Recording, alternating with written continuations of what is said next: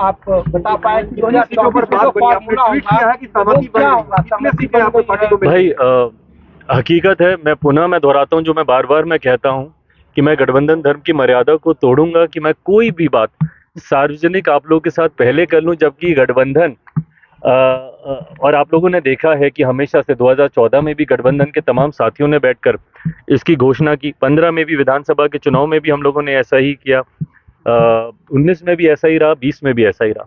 मुझे लगता है बहुत जल्द गठबंधन के तमाम साथी वो सब एक साथ बैठकर न सिर्फ सीटों की बल्कि सीटों का चयन भी हो चुका है, उसकी भी घोषणा हम सब साथ मिलकर करेंगे। हाजीपुर को लेकर के क्या एक चीज आ रहा है कि जो दूसरा खेमा है आप लोगों का, क्या वो इस गठबंधन का हिस्सा है या वो आपके कोटे में है या नहीं है? भाई मुझे नहीं पता कि वो गठबंधन का हिस्सा है नहीं है, ना ही वो मेरी चिंता में है।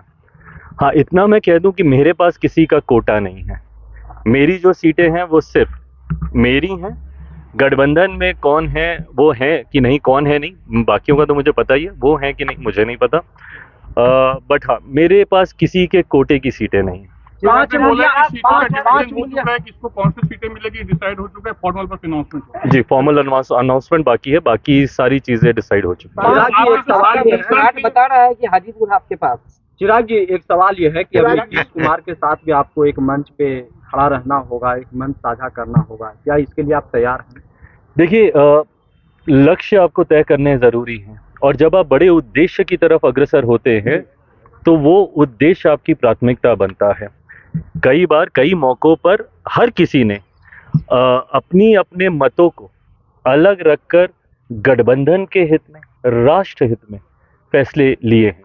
ऐसे में आज की तारीख में जब मैंने कहा कि 40 की 40 सीटें जीतनी है, उसमें यकीनन भारतीय जनता पार्टी की एक अहम भूमिका है, मेरे मुख्यमंत्री नीतीश कुमार जी की, उनके पार्टी की एक अहम भूमिका है, लोक जनशक्ति पार्टी रामविलास की एक अहम भूमिका है, तमाम हमारे सहयोगी साथी इस गठबंधन के जितने भी और घटक दल हैं उन सब की एक अहम भूमिका है। ऐसे में हम सबको एक मंच पर आकर एकजुटता दिखाकर 40 की 40 सीटें हम लोग जीते, उस ओर हम लोग को कार्य करना होगा और तभी हम लोग 400 का जो लक्ष्य है उसको हम लोग पूरा कर पाएंगे। हाजीपुर को लेकर कोई इशू आपका है अभी भी? जमुई से बहुत लोग पूछ रहे हैं, कह रहे हैं कि इस बार क्या हमारे नेता जमुई को रिप्रेजेंट करेंगे या नहीं करेंगे? 14 ये अब क्योंकि अब सीटों का बंटवारा हुआ है और बहुत खूबसूरती से आपने प्रश्न पूछा था कि पता चल जाए कि मेरे पास कौन कौन सी सीटें हैं।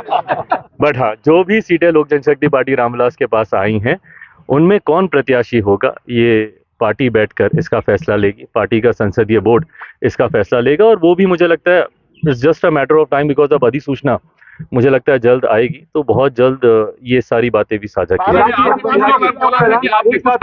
वो आपने नड्डा जी अमित शाह के सामने अपने कंसर्न्स उठाए, तो उस कंसर्न्स को क्या बीजेपी ने एड्रेस किया? They've been well addressed.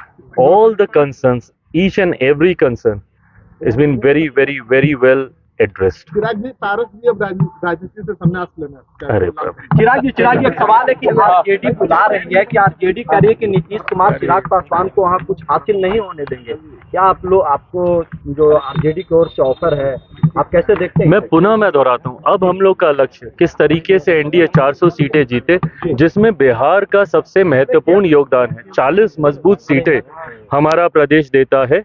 अब एक एक सीट पे कैसे हम लोग जीत को हासिल करें और ना सिर्फ जीत, एक बड़ी जीत। पिछली बार 19 में भी आपने देखा होगा हर सीट पर हम लोग का मार्जिन कितना खूबसूरत था।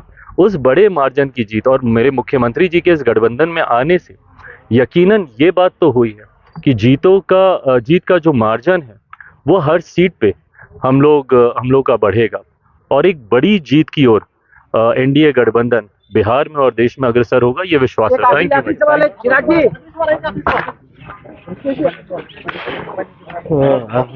अरे यार बगल में